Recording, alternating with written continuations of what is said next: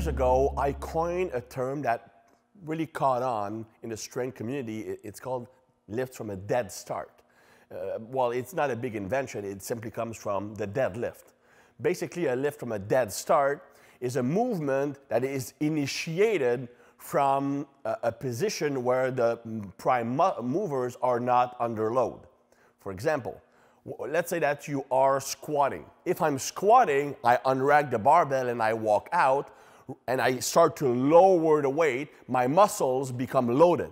So the quadriceps, glutes, hamstring, lower back, everything is becoming dynamically loaded. So when I change direction, I'm starting to lift from a position where the muscles that are working are already working. They have been activated by the lowering phase and then the stretch reflex to move upward. That would be a regular lift. Movement from a dead start do not have the benefit of the pre-activation. When I'm lowering the weight, I pre-activate the muscle. When you do a deadlift from the floor, yes, you have tension because you're activating your lats, you're contracting your abs, but the prime movers are not under significant load because the barbell, well, it's not applying any resistance to your body because it is supported by the floor. So when you start a deadlift, you are starting from a position where there's very little active tension. So that's a dead start, but that can be done with pretty much every big lift. So I could do a squat from pins, also called Anderson squats. So I would put the safety pins low on the rack, put the bar here, I move under and I start the squat from the bottom position, from a position where my body is not directly under tension prior to attempting to lift the weight. Same thing with a bench press. I could start the barbell from pins, boom, and lift it. Okay, so that's a lift from a dead start. Now, the lift from a dead start has several benefits, but it also has several cons. Now, benefits of lift from dead start is that it basically takes out the stretch reflex.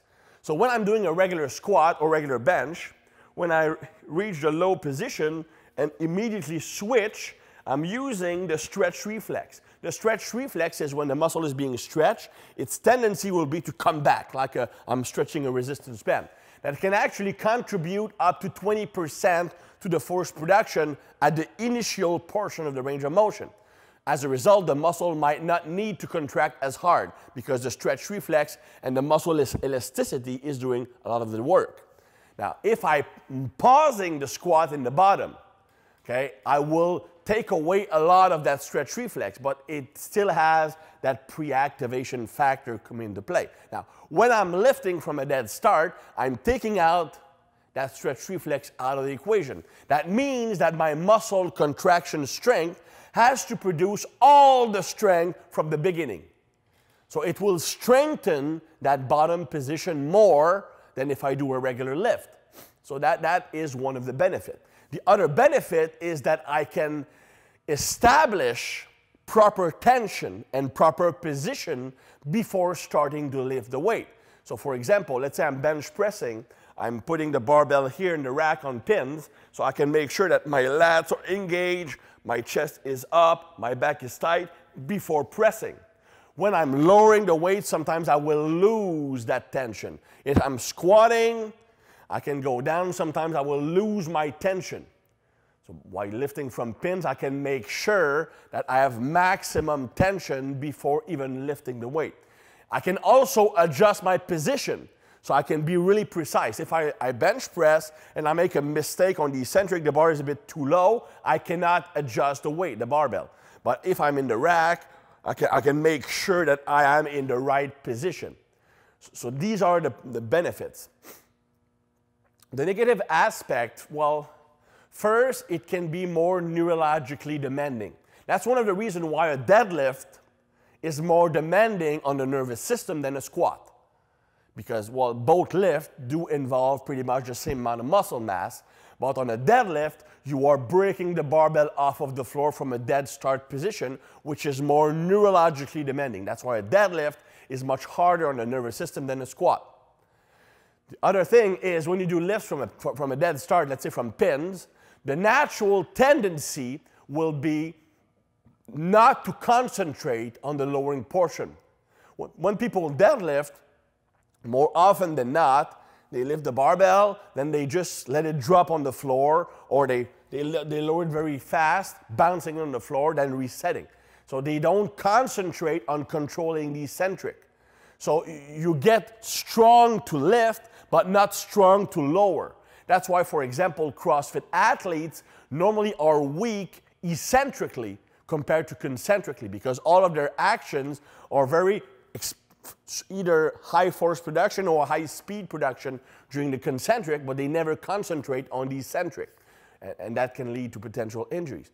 So that is one of the main drawbacks of lifting from pins or from a dead start, is you oftentimes don't concentrate on the eccentric. And more importantly, you don't concentrate on that turnaround point. Turnaround is when you go from eccentric to concentric, that turnaround point here, while when you lift from pins, you can't concentrate on that. And again, that means that the gains you make from a dead start might not transfer fully to the regular lift. I'm going to tell you a story. At one point a few years back, I was doing a program where all my lifts were from a dead start for about 6 to 8 weeks. From a position where the barbell was about 2 inches from the chest, I worked up to a 425 bench press from pins.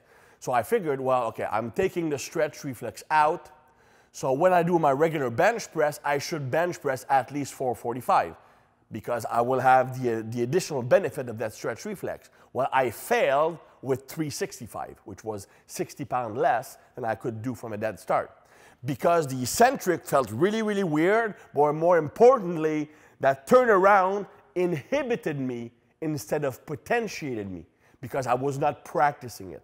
So that's one of the drawbacks of lift from a dead start. So when you do lift from a dead start, you still need to concentrate on the eccentric, and you should also include work that does include that turnaround, otherwise you will not have full transfer to the regular lifts. So that's one thing you need to consider when you want to do lifts from a dead start. They can be really beneficial. But if they are done the wrong way or by themselves, they can lead to drawbacks when it comes to becoming better on the actual lifts.